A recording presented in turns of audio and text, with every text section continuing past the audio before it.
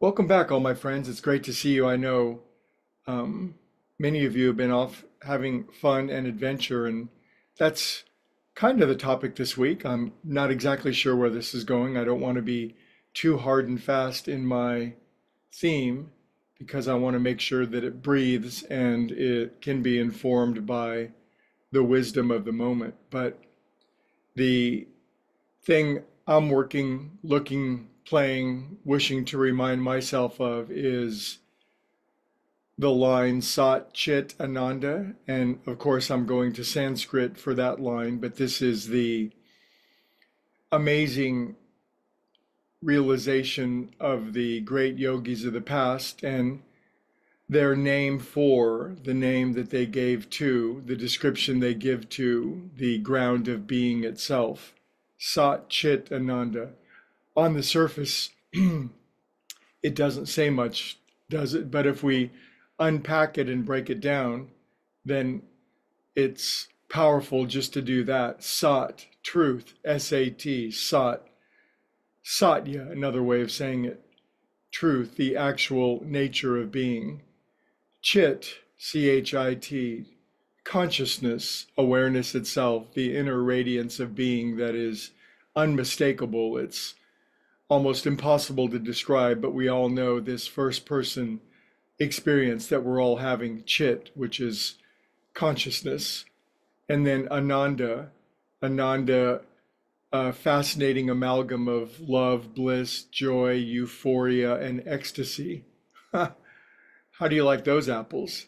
So the ancient yogis and the modern ones too, right up to this present moment, they realize in their expanded, realized moments of consciousness that the ground of being itself, the foundation upon which we're built, the absolute nature of consciousness itself, is Sat Chit Ananda, ever conscious, ever aware, ever real, new bliss. Okay, so that's pretty good news, and yet it seems as though it's not entirely the human condition. And it seems like it's not entirely my condition, and maybe you can relate. We've been through our hardships, our struggles, our difficulties, our trials, our turbulence, our tribulations. We've been through the slings and arrows of outrageous fortune, and for some reason, some inexplicable reason that could only be in the mind of God, consciousness itself undergoes this contraction, this fall of man where suffering happens. And so, man, it seems as though we're all waking up out of it. And everyone that seeks this revelation, this higher state of consciousness, they do find it. It's almost as though God has a tractor beam on us and is pulling us all up and out.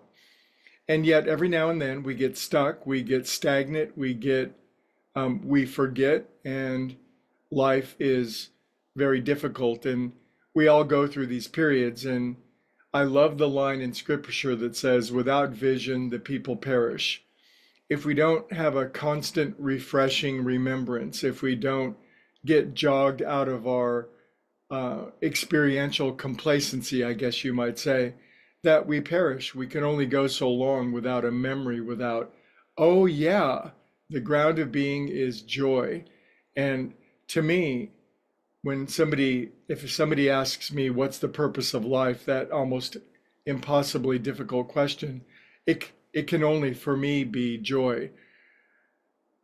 God's purpose in all of this is joy, and we're all headed back to that place. But this week, so the topic is a spiritual awakening, a psychic change, a revelation, an epiphany, an out of left field, a dynamic increase in knowledge and understanding. And I know that if we seek it and if we truly want it, that this vision will come our way. So I'm not saying that any of you are struggling with this. I am. I'm just in one of those places. And so it's just one of those times I'm reminding myself and I'm joining with my friends to remind all of us together the purpose of life, the purpose of consciousness is joy. The ground of being is Sat Chit Ananda. And if we seek it, we'll find it, and it's on the way. And I pray and I intend that for you. So somehow, some way this week, a vision is coming upon us.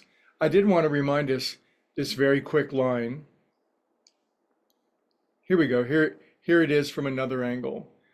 You cannot, by taking thought, add 1 cubit to your measure. And why take thought? Consider the lilies of the field, how they grow. They toil not, neither do they spin. Yet I say unto you that even Solomon in all of his glory was not arrayed like one of these lilies. So there's another great spiritual master telling Greg, quit thinking so much, bro. Be like a lily in the field and enjoy life and smile and laugh again. So anyway, it's great to see you all. I'm celebrating the reconvening of our crew. Have a beautiful day. We'll continue on the theme tomorrow. Bye, you guys.